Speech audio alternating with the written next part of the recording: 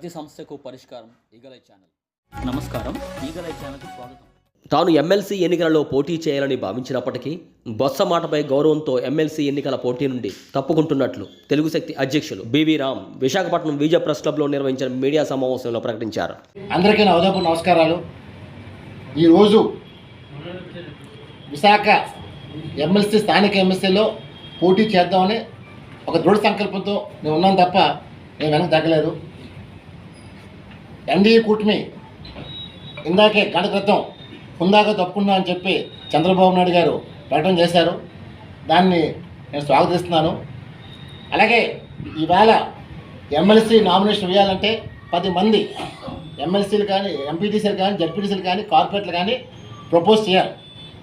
ఇది ఎన్డీఏ కూటమి ప్రపోజ్ అడగడం అనేది పద్ధతి కాదు. ఒక పక్కన వాళ్ళు డ్రాప్ అయిన తర్వాత మళ్ళీ రామ్ వెళ్ళాలని తీసుకుంటే నా ఫ్రెండ్సే ఉన్నారు, 30 ఫ్రెండ్సే ఉన్నారు. సో 10 మంది నా సమస్య కాదు, కానీ నైతికం మొరాలిటీ ఉండాలి. ఆ మొరాలిటీ ప్రకారం అది ధర్మం కాదని చెప్పి ఒక డెసిషన్ తీసుకున్న తర్వాత చంద్రబాబు గారు మనం మళ్ళీ నామినేషన్ వేస్తే డబల్ గేమ్ ఆడారని చెప్పి రేపు మళ్ళీ వైకాపా పార్టీ వాళ్ళు ఇతరులు అనుకోవడానికి ఎక్కువ ఆస్కారం ఉంది. సో నేను డైరెక్ట్గా బొత్స సత్యనారాయణ గారిని డైరెక్ట్గా ఆయనకే ఫోన్ చేసి డైరెక్ట్గా ఆయన్ని ప్రపోజ్ అడిగాను.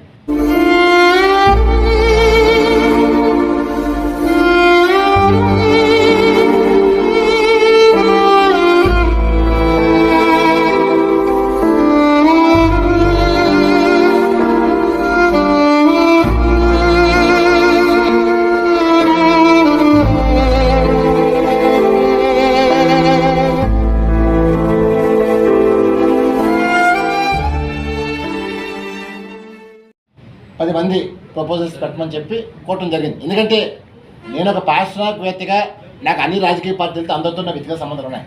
అంతేకాని ఎవరితో నా శత్రుత్వం లేదు. ఇష్యూ బేస్ మీద నేను మాట్లాడతాను తప్ప వ్యక్తిగతం జోలికి ఎప్పుడు వెళ్ళలేదు. మరి ఈరోజు నాకు వైకాపా వాళ్ళు 10 మంది ప్రపోజల్స్ నాకు ఇవ్వాలి.